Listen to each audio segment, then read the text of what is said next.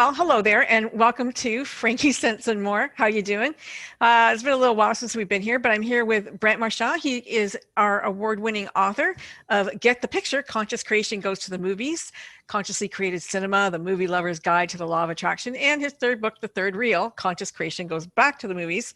If you haven't read those books, they're absolutely amazing. Brent is a long time what would we call you? A practitioner of conscious creation, also known as the law of attraction. And his books reflect that. And so do many of the movies that we review for you, or that he reviews for you, especially. Today, we have a big lineup. So I'm not going to take any more time on that. We have a few to get through, and they're really, really good movies. A lot of really great movies that I think you're going to enjoy watching. So let me share my screen with you guys for a second. And I'm going to pull the screen up so that you can see the movie poster, and I'll let you know when it's there. Well, just in case viewers are wondering why we have so many today, it's because we're in the thick of award season, and we're getting ready for the first of the awards program coming up this Sunday, the Golden Globes, and then there's going to be a number of others coming in the wake of that over the next few weeks. So everything is coming out more or less all at once now, and these are primarily the leading contenders in the different competitions. So the first one up is One Night in Miami. Yes, this is my film tribute for Black History Month. It tells the story of a historic meeting between Malcolm X, Muhammad Ali, then known as Cassius Clay, Jim Brown, and Sam Cooke on the night that Clay won the title for the World Heavyweight Boxing Championship. And the four of them were longtime friends, and they all got together to celebrate. But Malcolm X, who was the one who was primarily organizing things, wanted to use that as an opportunity to discuss the civil rights movement and its future, and specifically how the four of them could factor into how that would play out. And it's a very interesting dialogue between the four of them, because you see a variety of different attitudes. You see a variety of different approaches to how they want to go about this. And it shows that, as somewhat to the myth that a lot of people think that the civil rights movement was this monolithic, uniform approach to things, that really wasn't the case. There were a lot of people who felt that different things needed to be handled in different ways. And that's reflected very much through these four individuals. Now, obviously, nobody was privy to what actually went on at the meeting and on that night. So this is sort of an extrapolation of what they think may have been discussed. But given their personalities and their outlooks on things, this is meant to sort of treat them as characters who are symbolic of the viewpoints that each of them represented with regard to the way the civil rights movement should go. And this is excellent. It's a very well done movie. There's a few spots where it drags a little bit, but the performances are so strong. The characterizations are so strong. And this was originally done as a play, and it's a lot of times very difficult to take a play and translate it to film and keep it interesting. This one does. It does it very successfully. And we can thank director Regina King in her debut. Oh, yeah, she's awesome. Her directing debut opportunity here, for really doing such a tremendous job at bringing this story to life. So I recommend this one very highly. I really liked it. I liked it a lot. And, I've met Ali, and it was very much his character. I mean, he really did a fantastic job. It was interesting. Malcolm X, wanted to leave the Brotherhood, and he was trying to recruit Muhammad Ali, or Cassius Clay at the time. I got this hair right nose somewhere, and trying to recruit him to leave so he could start a new organization to do it his way. He still wanted to be Muslim, but he didn't want the Brotherhood, or the way the Brotherhood did things. I mean, like they said, the head of the Brotherhood lives in a big mansion. It's not representative of any of the people that they were trying to help. And so it's another one of these religion taking all your money and do what we say, don't do as we do kind of a situation, right? Exactly. And then Jim Brown, I mean, Beau Bridges, he shocked me on that one. That was quite the line.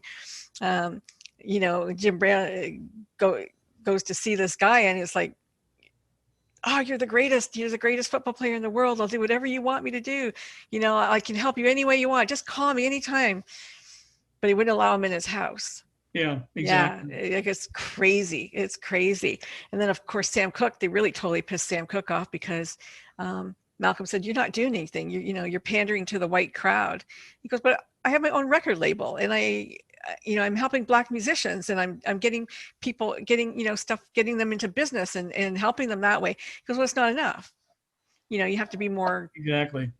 militant, I Yeah, guess, in your yeah. I message." mean, well, I mean, and he was trying to show that economic empowerment Yeah, oftentimes is just as important as political empowerment, and there's no reason to downplay it or say it's any less valid than being a frontline activist. I mean, not everybody is cut out for the front lines, but they can still have a tremendous impact by their actions. yeah, And he was yeah. trying to get that across. And he felt, I don't have to piss everybody off just to get them to see my point of view. I think, and that's important. I mean, you catch more flies with honey sometimes too. Oh, exactly. And then, you had Jim Brown talking about his desire of leaving football, where he was already a big name, to become a movie star, where he could potentially become an even bigger name, Yeah, and create, a role model for people in the Black community, saying it's possible to achieve great things. Like, look at me, I've done it. You can do it too.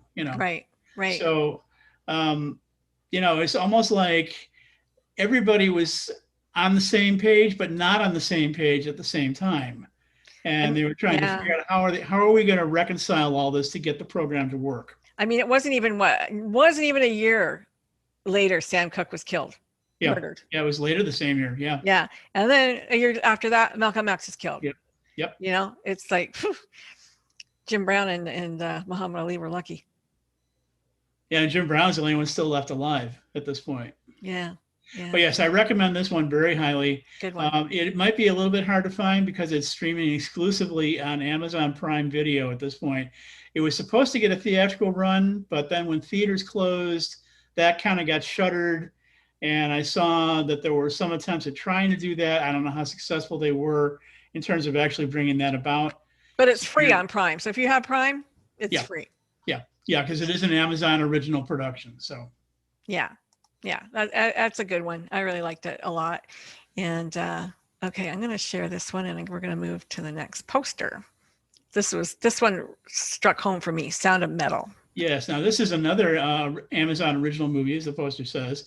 It tells the story of a drummer for a heavy metal duo who is a recovering addict and spent a lot of time trying to get clean, finally does.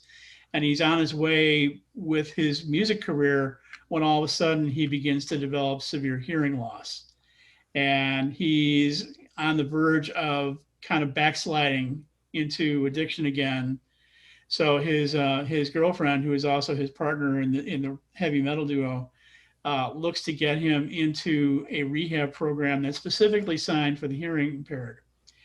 And he's a little reluctant to go through it because he's trying to figure out a way to raise money to get the surgery for cochlear implants to restore some of his hearing. But when he gets to this rehab community, the director there tells him, I want to teach you how to be a deaf person because that's what you are now. Mm-hmm. And specifically, I want you to understand that hearing loss is a difference, it's not a disability.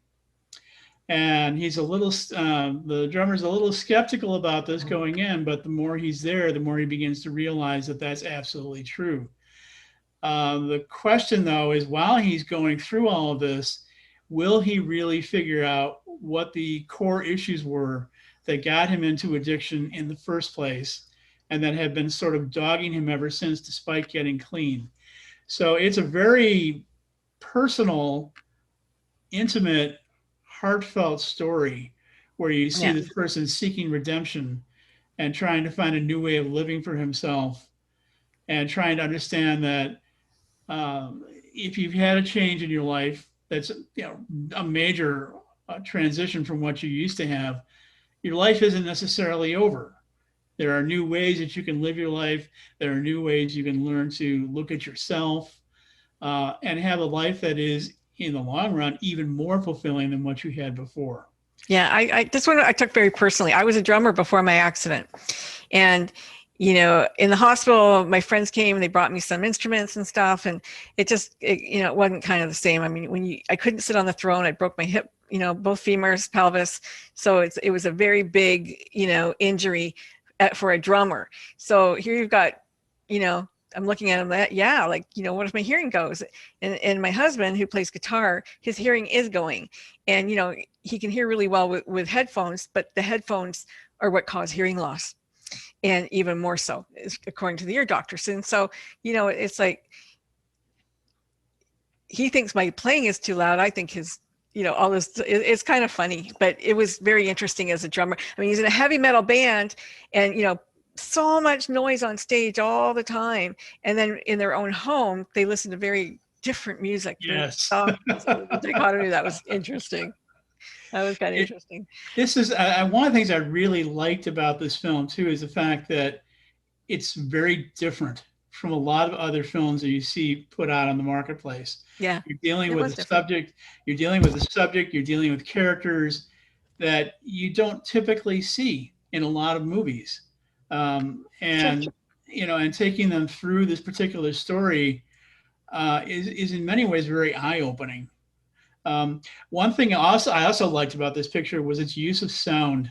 Hmm. In fact, the way it was cutting back and forth between Yeah, giving you the sound of the narrative and then sound as it's from the perspective of the drummer yeah, as he's yeah. losing his hearing.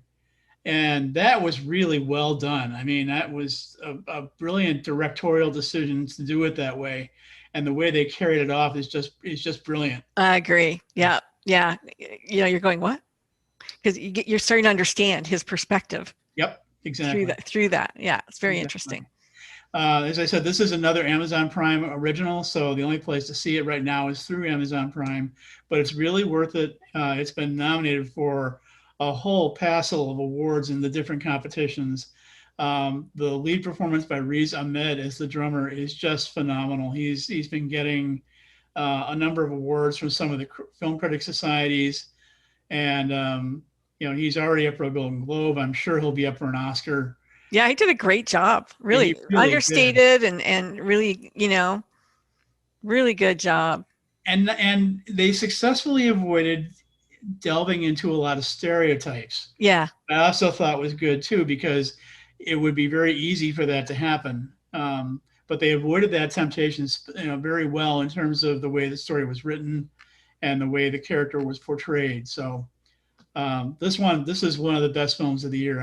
I recommend it highly.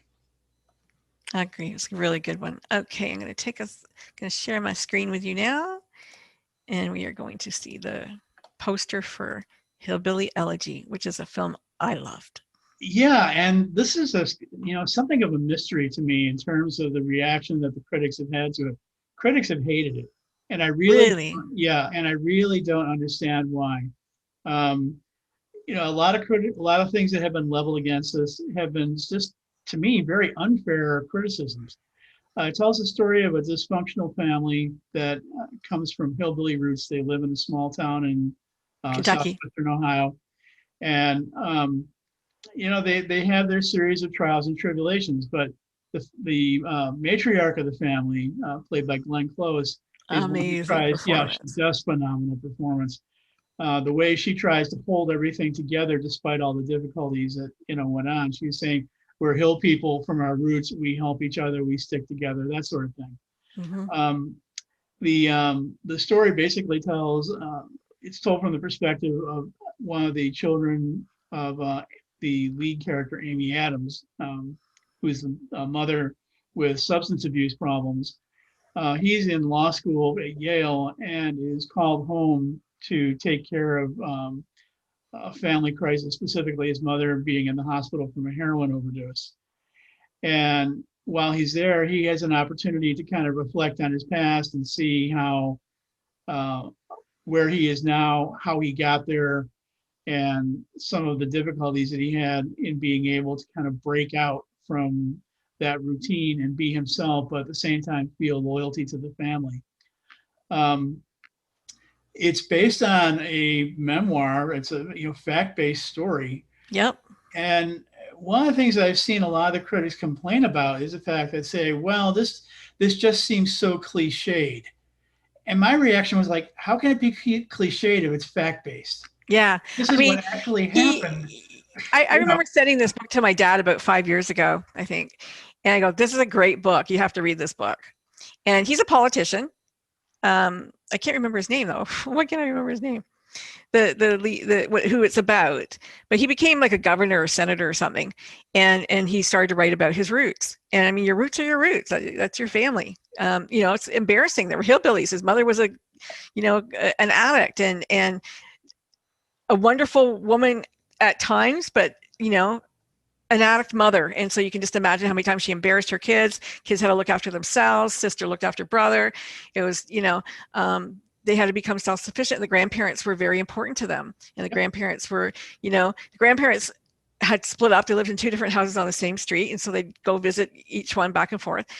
Although when they went to the hill country every summer, Grandpa drove and they all got together in one car and they did it. They managed to get past their dysfunction, I guess, and all go together to visit the cousins and all the relatives. It's a fabulous story. It's overcoming beginnings. It's about love. It's about family in a real deep way. What I loved about Amy and Glenn, they didn't care what they looked like. I mean, it wasn't about how they looked. I'm not trying to be pretty. I'm not trying to they were real, really real. Like it was amazing. Well, especially Glenn Close. I mean, you're so used to seeing her playing all these very refined roles. Yeah. And now it just looks like she stepped out of the corner bar. Look like grandma. But the thing that, again, I'm just surprised at the way the critics have reacted to this. I mean, there were some things about it that I thought could have been better handled, but in the greater scheme of things, I thought this was a fine film. I thought it was a great movie. I loved it. I really loved it. I don't have anything against it. And for some reason, this is a movie that was directed by Ron Howard, who's made a lot of great films. And for some reason, there seem to be a lot of critics out there who are almost doing like a bashing campaign against him, which I just don't understand. I mean, yes, his films are rather commercial, but they're well done commercial. They're poignant. I think they're poignant. There's absolutely nothing wrong with doing a commercial property and doing it well. Yeah. I mean, if you do it badly, okay, yeah, then you're opening yourself up to whatever criticism you get. But he doesn't do that. He does his films very well. And this is yet another example of that. And again, like I said, I think there are things that they could have handled a little better. Some of the dialogue was a little melodramatic. Some of the editing was a little choppy. But overall, I mean, this is a fine film, and I think that it really, deserves more recognition than it's got. I am glad to see that Glenn Close and Amy Adams have not been overlooked in the awards competitions. They've both picked up nominations, which is kind of a hard thing to, it's like swimming against the current. If everybody's dumping on your film, no matter how good your performance is, a lot of times you might just get overlooked and overshadowed by that. Yeah. But that's not the case here. They've been fully recognized. The young man that played the son, do you remember his name? The actor? Gabriel Basso. Yeah, so Gabriel Basso, if you're wondering whatever happened to him, he was in The Big C, which was one of my favorite series that was out a couple years ago with Laura Linney, and he was the son. And I recognized, that's what happened to him. He became the son. But he's a great actor. And you know what? It was really good to see that he was very good in The Big C, and he was excellent in this. So thank you for that. Yeah, I would really like to see him get a part that allows him to shine to the degree that he's capable of. Yeah. This I think was a big stepping stone in that direction. It wasn't quite the performance, I think, yet to make him, a household name. Right. But I think it was a good down payment on his future. Yeah. All right. Let me go back and share my screen with you all. And we're going to look at Minari. Okay. Now, this is the movie that I believe should win the Oscar for Best Picture. Flat out, no questions asked. It's virtually perfect in every regard. It tells the story of a South Korean immigrant family that comes to the U.S. for a new start. And they initially settle in California, but they find that it's too expensive to live there. So they pick up and they move to Arkansas, where they can live much more affordably. and they can fulfill their dream of establishing a family farm, which they couldn't really do for economic reasons in California. It's a very simple premise, and it tells the story of their, you know, attempt to build a lives for themselves in this rural community. Um, it's set in the 1980s, and and because of that, to a certain degree, I think it's a little bit slow for some people, but you know, things were things were slower in the 80s, you know, Yeah. Yeah. you know, and also the fact they're in a rural setting where life tends to be slower as well. But even you can't, I think, confuse slow with dull, and that's something that some people have. Some critics have been a little bit harsh on it, saying that they thought that it was kind of a snooze, but I was captivated by it from start to finish. I A mean, lot of people were. A lot of people were. I yeah, didn't get to see it. Unfortunately, it's coming out in 2 days, so that I will be able to get to see it. However, from the reviews that I read, especially from the Korean community, they go, "This is our experience. This was our experience. You know, moving and emigrating to a new country. This is how we grew up, and you know, this is what it's like for people." So from that perspective, it's interesting. well, also the fact that it's set in Arkansas, you're seeing a film set in a location Yeah. that not a lot of movies get played, you know, get made. So you're seeing, you know, a way of life that's different from Well, what a lot slow. of people expect.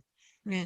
And the other thing I found really intriguing about this is that, you know, I mean, a lot of times when people think Arkansas, they think redneck and, you know, closed minded and so forth. And here you have an immigrant family, very different from anybody who has lived there locally all their lives, moving in. And the way they are so warmly accepted without question and brought into the community and made a part of it and made to feel a part of it is just, you know, it's the kind of healing movie that this country needs right now. Mm.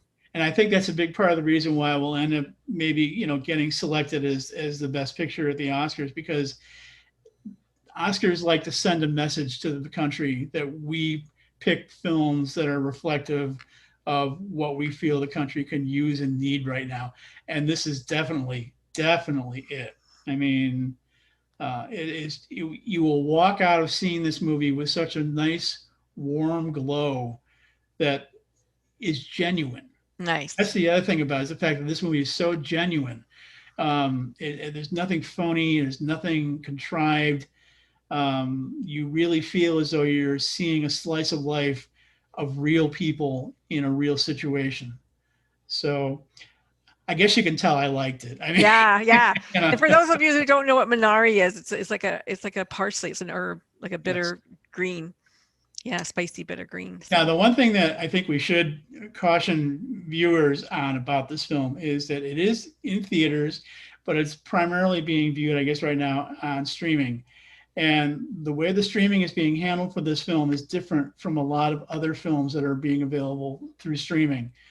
Um, Read the fine print to make sure that, you know, you're getting exactly what you want. There's territorial limits on where it can be seen. yeah, It needs to be a lot of times screened at a specific viewing time. So, you know, make sure that you're aware of what it is that you're purchasing to yeah. stream it when you do so. It's the 25th today. I think on the 28th, it's coming, or the 27th, it will be out. You could probably get it through Apple or one of those streaming, and you won't have those same restrictions. Yes. So, you know, that'll help things a little bit. But right now, yeah, I got caught. So don't do it. So yes, definitely go see this one. You really will not regret it. It's just a wonderful film. Okay, let me share my screen again. All right, this is my pick. Two of us Yeah, love this movie. this one was a bit of a surprise. I hadn't really heard very much about it, and it just kind of quietly, you know, snuck up on the viewing audience. This is this month's foreign film offering. It's a French film. It tells the story of an elderly lesbian couple who have been living in, I guess you would say, Quietly. yeah, quietly in the closet. I mean, Yeah. essentially, the one woman, Madeline, the woman on the left in the poster, she was formerly married and has two adult children. And when her husband died, she ended up deciding to pursue her natural tendencies, which was to be in love with another woman, a woman who she had met on a trip to Rome. And they were having a very nice relationship for all these years. But Madeline never told her children that she was a lesbian. And when Madeline suffers a stroke, there ends up being a battle for control over who is going to care for her. Is it going to be her kids or is it going to be her partner? And it's made all the more difficult by the fact that the kids have no idea who this other woman is, other than the fact that she's their A mother's neighbor. neighbor. Yeah. Yeah. You know what? I loved it. First of all, I loved it that this film, it starts off with the quiet passion that these two had for each other. But this is a love story. This is without a doubt probably one of the best love stories I've ever seen. Yes. In the fact that, you know, her partner has a stroke, and of course the family, like you said, the family doesn't know that they have this relationship. Mrs. Dorn lives across the hall from her, but they sleep together every day. I mean, like every night, the apartment's kind of a sham, really, for their relationship. And all she could do to get in there and look after her partner who had this stroke, who couldn't talk, who couldn't walk, who couldn't do anything for the first, while, and they didn't know if she ever would again. But she just had to be with her. She had to be with her and look after her and talk to her and stimulate her mind. And, that's one thing, a lot of people want to leave when that happens. They don't want to knock the door down and come in, to look after her. But that's how strong their love was. And she had disappointed her greatly, because she was supposed to have told her children the night before, that Yes. not only was she in a relationship, but they were moving to Rome. Yes. Well, and also, she was reluctant to tell them because their kids believed that their late father was the love of her life. Yeah. They have no idea that Mommy was having this relationship at all, let alone that her passion for this woman was even greater than it probably was for her husband. One thing that I found interesting with this, some of the critics have been saying things like, well, if this is supposedly set in the current day and age, why was she so reluctant to say anything? I mean, there's been greater acceptance on this front, and it was in the 80s. Look at the phone. The phones were huge. Well, the thing is, though, even though there is a greater level of acceptance now than there was at one time, there are still a number of older gays who had grown so accustomed to having to live life under those conditions that they still can't bring themselves to come forward about themselves. It's almost like the idea of, you can't teach an old dog new tricks. And it's sad that they feel compelled to have to want to try and stay secluded like that. Yeah, I kind of don't know if she felt, I don't think she was embarrassed about being a lesbian. I think it was, she didn't want to tell her children she was a lesbian. Yeah. I think that was the crux of everything. It was like, if I didn't have to tell these kids who admire me and their dad, and I have to break up this happy family when I give them this news that they're not going to be happy about, that's what she was the most worried about. She could have gone off to Rome and done her thing and nobody ever cared, right? But it was her son who admired his father, thought she hated the dad, the daughter who she was very close to, who would have been so shocked and was, because, hey, this is my mom, we're so close, she never even told me. Like, I think that was the crux, is that nobody wants to break up their family. Nobody wants to disappoint their family, and especially their children. Mothers do not want to disappoint their children. I can tell you. Yeah, especially since it's something that you wouldn't expect coming out of a parent. Yeah. Especially a parent who was married at one point. They're like, well, how can you possibly be gay if you had a husband? Right. Well, happens all the time. Yeah, I mean, there was a time when people took a lot of very drastic steps that they might not think about doing today, but in those days they did, and it's difficult to give up the cover story even when there's really no need to maintain it anymore. But they had said that her husband was very cruel to her. Yes. So, there's another reason she didn't want to go back and get another man. Like she goes, my mother never dated again. Like she must have really loved this guy. Yeah. She was like, yeah, no. Now this this film has been sort of I think well, I don't want to completely mischaracterize it, but it's been sort of a late comer to the awards competitions in terms of being a candidate in the foreign film category. I'm glad that it has, though, because it really is probably one of the best foreign films that came out It's a over wonderful the film. year. Yeah. And you know what? The other thing that I really liked about it was there was nothing gratuitous about it. There was nothing shocking about it. When they are together and loving each other and hugging each other and holding each other, they were dancing, they were doing what couples do who are in love. And it wasn't like there's a lot of the new, movies, they just want to shock you with the sex, or they want Yeah. to, let's show nudity for the sake of, none of that was in this film. No, it's very Everything was romantic. very romantic, very much about love.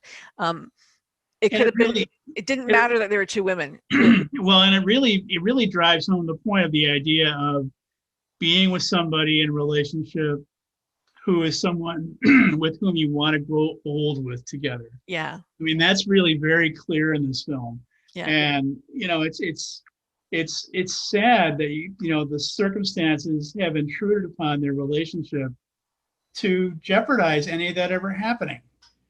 Um, because the feeling is just obviously so heartfelt between the two of them. I really love the performance of Barbara Sakawa as Nina, the lover who wants to take care of Madeline. I Yes. mean, she's such a wonderful actress. She's been done a lot of great films in Europe over the years, and she really shines in this one. I mean, just a really terrific performance. Yeah. Yeah. She stole it for sure. Just beautiful. Yeah. Loved it. Absolutely loved it. Okay. Let me share my screen with you guys again and show you another movie poster. Oh, here's another one I loved. Pieces of a Okay, Woman. so this one and the next one I'll be looking at. These are my picks this month for the viewers. You decide what you think about it.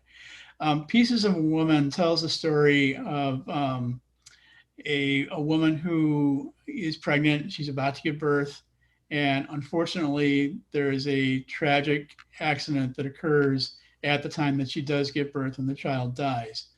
And the film follows her odyssey in the wake of that in terms of coming to terms with losing a child.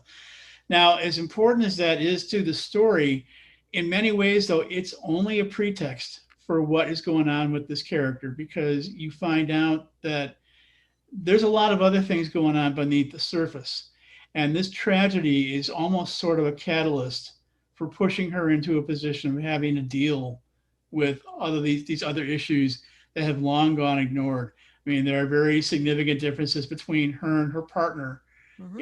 even though seemingly they are very much in love, but there's a lot of differences between them. There are significant, and I do mean significant, issues between her and her very over controlling mother, superbly portrayed by Ellen Burstyn. I mean, just a terrific performance there. And this is all about resolving the various pieces of this woman as she tries to put her life back together. Now, this sounds like it would be material that would be a natural for grabbing viewers, drawing them in, engaging them, really tugging at the heartstrings, making them feel part of the story. To me, it wasn't developed as deeply as it could have been. It seemed as though the pieces were assembled in a way that was a little bit choppy.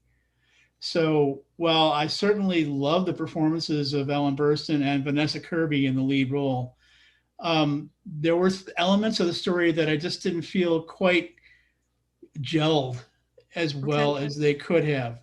I'm not saying that necessarily everything has to come out as being hearts and flowers and rainbows and happy endings and that whole bit, but the connectedness between the various pieces of the story just didn't quite catch me the way I was expecting that they would. I absolutely loved it. I felt that it was really true to form, and everybody wanted to to sue the midwife, and we got to do this, and we got to get retribution. And she's like, I want my daughter's life to count for something. She wanted to give it to science. She wanted to give the baby to science and at least have some meaning to the death. Give meaning to the death. And nobody, and her boyfriend, husband, whatever, Shia LaBeouf, he didn't want that. He wanted, let's bury her. I want a nice burial. I want to, I need that. Everybody had their own needs. Yes. And they weren't considering the mother's needs. The woman who went through all of this, and that's what I felt. Yeah, I get that. Let her, this is her child. She has to put it away the way she needs to put it away. And she went through a healing journey, which was really, she evolved this heal, and you see it through every month that they show the months, and as the year becomes to close, you see how she has kind of come into her own in a way. And that's something that she had been putting off for her entire life, even prior to becoming pregnant. The fact that this was about her making sure that she was asserting herself and being the person who she felt she needed to be, and not being the person that other people thought she should be. I really loved the performances in this film. I mean, I can't speak enough of them. I mean, Vanessa Kirby is someone who has played a number of smaller roles, but nothing terribly significant enough that would allow her to stand out and show just exactly how much gas she had in the tank. Yeah, I don't remember her from anything. The Midwife, yeah, she's a Canadian actress. She's been in a lot of great stuff, but I didn't. The main thing I can think of for Vanessa Kirby is she was in the last Mission Impossible movie. Oh, okay. And she's going to be in the next 2 Mission Impossible movies as well. So she does have some chops, an identity. Yeah, but the thing is that those roles, they didn't really necessarily let her do what she could do. And this movie gives her the opportunity for that. I just wish she had had a better script to work with in some points to bring that as fully forward as it really could have been. And as I said, with Ellen Burstyn, I mean, she's just so tremendous. She seems to be getting better with age.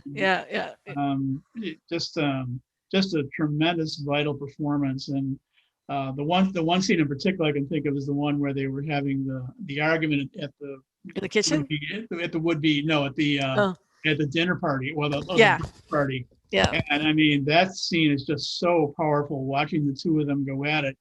And you can feel the bitterness and the spite that has been built up between these two over the years that's been allowed to go unresolved all this time. So this one has been... That's what I liked about it, because it's a slice of real for me. It felt real, Well, and I also like the opening sequence, the birthing sequence, which is 27 minutes long, and it's done as one continuous shot. Wow, yeah. So I mean, you're not seeing editing breaks. You're seeing the camera following everybody around the apartment where the home birth is taking place, and there's no cuts in any of it. It's just one seamless transition. It was filmed the same way that the film 1917. Yeah, that was great. So, I mean, that's a tremendous accomplishment, the way that was done. And to have it go from one tremendous high to one tremendous low in one sequence, it's just really masterfully done. Yeah. Scorsese's getting good too.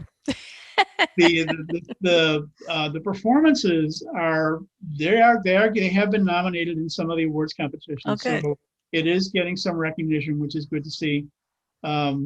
I don't know if it's going to take anything home because it's got a lot of strong competition from other performances, but it's good to see that they at least got recognized. Okay, I'm going to share my screen again, and we have Judas and the Black Messiah. Yeah, now this is my other You Decide film this month. This film tells the story of Fred Hampton, who was the leader of the Black Panther Party in Illinois back in the late 60s. And the story of William O'Neill, who was recruited by the FBI to essentially spy on him and set him up.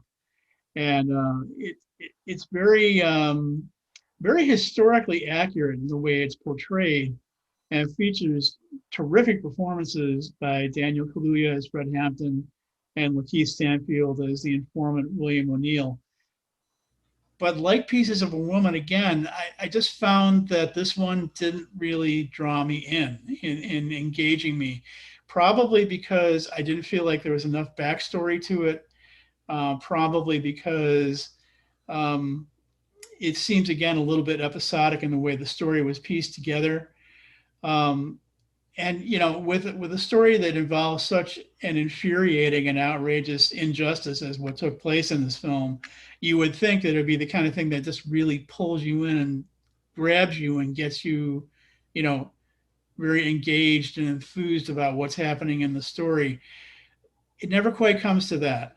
When I compare it to a number of the other films about the civil rights movement, say like Selma or Malcolm X, it just doesn't carry that same level of intensity as those films did, which Yeah. I thought was a little bit of a disappointment. But it is worth seeing for the performances again. Daniel Kaluuya, he has been nominated in a whole slew of awards competitions thus far, and he really does give a terrific performance. I didn't see it. I made a judgment call on it because I thought it was expensive. It was $24 to rent, and compared to $5.99 or $4.99 you can rent other movies for, it seemed a bit exorbitant. When it will probably another week or two will come and we'll just be able to watch it. Yeah, it is making its way into theaters gradually. Yeah. The one of the things that the primary streaming venue for that has been HBO Max, which has struck a deal with Warner Brothers to bring all of its films there directly for first run, as in addition to theaters.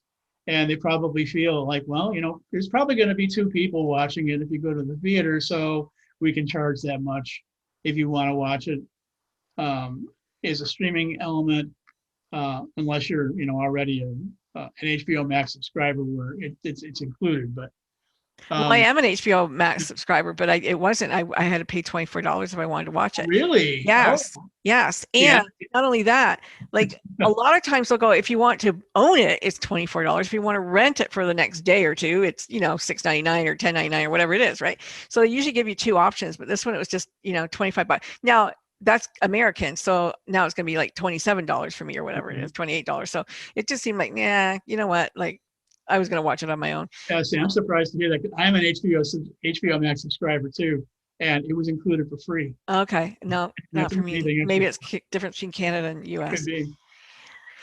Okay, I am still sharing. I didn't realize that. Okay. Sorry, guys.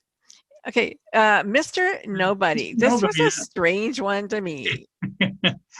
This one I watched right before I started seeing a lot of the award season films, before I knew exactly what was going to get nominated.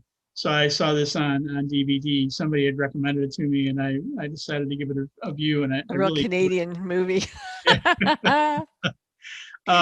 This film is it's a science fiction fantasy novel story about someone who lives to be 118 in a world where like virtual immortality has been set up, and he's the last quote unquote mortal who's left alive. So everybody's anxious to find out about him before he passes on, especially when it comes to understanding what life was like before virtual immortality became a thing. And basically, he gets interviewed by a reporter who is very surprised to find out what his story is all about, and the fact that he possessed a special ability to essentially be able to experience and understand multiple realities simultaneously in the course of one lifetime. And that might sound like kind of a far out concept, but when you look at things from the standpoint of quantum physics and conscious creation and a number of other standpoints, we are all multidimensional selves. And it is possible from any point in time to pursue any multiple number of paths. And he has the ability to see what each of those paths was like. Mm-hmm. And it's told through his experiences, primarily through three different romances that he has with people that he grew up with and is involved with at various points in his life. And it's just so incredibly insightful in looking at these ideas that a lot of people in metaphysical and quantum physics communities sort of take for granted and say, yes, this is indeed possible, just most of us just don't recognize it.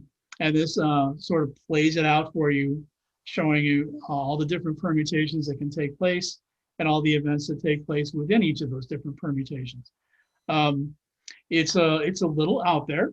It's something that is not going to be everybody's cup of tea.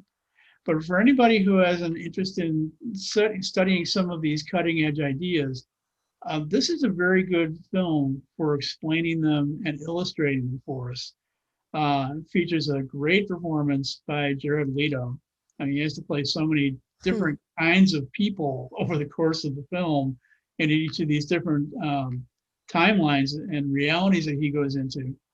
Um, and also, it's a tremendous film in terms of again, exploring different aspects of romance. He has one romance with somebody who is his true love. He has romance with somebody who he loves, but she doesn't love herself. So she ends up trying to save her in some ways. And then there's a third romance where the woman is, tremendously in love with him, and he's kind of indifferent toward her. He sort of took up with her as, you know, second choice, as Yeah. it were, you know. It might have So been easier to watch if the doctor hadn't been so tattooed up or whatever. I don't know. I don't understand the point of that. Because then they showed him with and without it throughout it. It was kind of weird to me. It, it would, I think it would, for me, be more palatable to watch if it hadn't had some of that. But I guess for other people love that. They love that it's so out there and weird, right? So well, and it's set almost 100 years. Well, not 100 years. no, I thought it was like 20 It, years in our future. yeah. Yeah, it was like 20 years from now. Well, his final sequence takes place in 2092, so Oh, okay. it's a little bit. It's 70, 80 years down the road. I Yeah. mean, who knows what's going to happen in that time in terms of fashion and personal appearance and so forth. But anyways, if you're interested in seeing things that are a little bit on Yeah. the edge, Yeah. yeah, definitely rent this one. It's available for streaming, I believe, on the Apple Store, and it's also available on DVD and Blu-ray. Now we close off This one was with hard. This one was with painful, actually.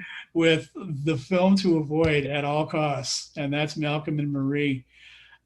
This is like basically a 2-hour argument between a couple that you have to wonder why they're even together in the first place, Yep. especially when you consider the things that they're arguing about. And It's I just, love John David Washington. I I do too. love him. I do too. And Zendaya, I couldn't, it was hard for me to get past her, Disney being a 15-year-old kid and going, wait a minute, is she old enough to play this role? Okay, she's 24, but I'm like, really? Because when did she grow up? It was like really strange. I mean, the performances are quite good, and the film is very stylish in the way it was shot in black and white, and has a great soundtrack. But those are not enough to make the film work. I mean, I just had to kind of wonder what the point was supposed to be about all of this to start with.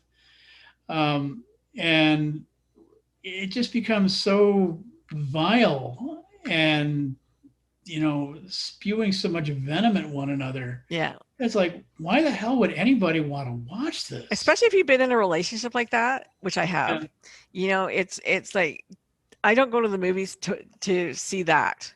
I need to get away from that. you know, I don't need to bring that it's upsetting. It's anxiety ridden. It's not pleasant. Well, one of And the things that made me think of was anybody who saw the movie Marriage Story, which came out in 2019. There's that one big blow up scene between Scarlett Johansson and Adam Driver that goes on for about 10 minutes or so toward the yeah, I end know. of the film. Yeah. Okay, now that was exhausting enough for Yeah. 10 minutes, but I mean it was effective because it really showed, the hate that the two of them had toward each other. But in Malcolm and Marie, it goes on for 2 hours like that. Yeah. There Yeah. are brief interludes where things get a little bit, you get a chance to catch your breath. Is that enough? Not for me, it wasn't. I mean, Yeah. I just was watching this and saying, when the hell is this thing going to end? It's like, let's get some counseling. Let me show you how to fight. Danny and I fight. We don't even ever fight. We don't. We get mad and then we look at each other and we laugh. Because, what's the point? You get to a certain age where you realize it's not worth it. No, I mean, if you're gonna, stay with this person for Yeah. your life, I mean, do you really want to do it under those kinds of conditions? I don't think Nah. so. No, I don't think so. Doesn't seem, terribly Productive. so. So yeah, I would say stay away from this one at all costs. There was a lot of talk about this one being considered in the awards competitions, and the only nomination I believe it's picked up so far is Zendaya has picked up a nomination, I think, for Best Actress at the Critics' Choice Awards. But that's it. That's the only thing it's earned. I'm surprised in a way that John David Washington did do this movie, because he's done some really great roles already. He really has, but a couple of his most recent script choices have not been the best. Yeah. Between this and Tenet, which he made last summer, which turned out to be kind of a big box office bomb. I think he needs to kind of assess his script choices a little better. Yeah, get Daddy to choose them for him, maybe. Well, I mean, No. I think his acting ability is he's very talented. It's pretty close to on par with his dad. I mean, Yes. the two of them together, I mean, are both very, very talented performers. Yeah. And it just comes down to having the right vehicle, to make it work. I mean, Denzel, his father, has made his share of bumbling script choices too, and that's kind of seen in his most recent movie, Little Things, where he plays a cop with a past, which is like kind of like, okay, that's a very cliched, you know, movie theme at this point. Yeah, for sure. So it's got to pick carefully. Yep. Which I'm hoping viewers will do with all these movies, in terms of what they decide they want to go see. I mean, there is a lot out right now. There's, most of these things are available on streaming. As theaters are reopening, many of them are being introduced into theaters again. Yeah. Yeah. There's some great movies out there. I mean, there really are. And I mean, actually, in terms of the award season offerings, I mean, I've got a full list almost already prepared for next month's edition of this show, because there are so many things that are out there and we're seeing right now. I mean, I'm happy to see that theaters are reopening. They are doing so typically with reduced hours, reduced screenings, limited seating capacity in the theaters, but people are starting to go back to them, which I'm happy to see. I didn't want to see them go under because of all this. Yeah.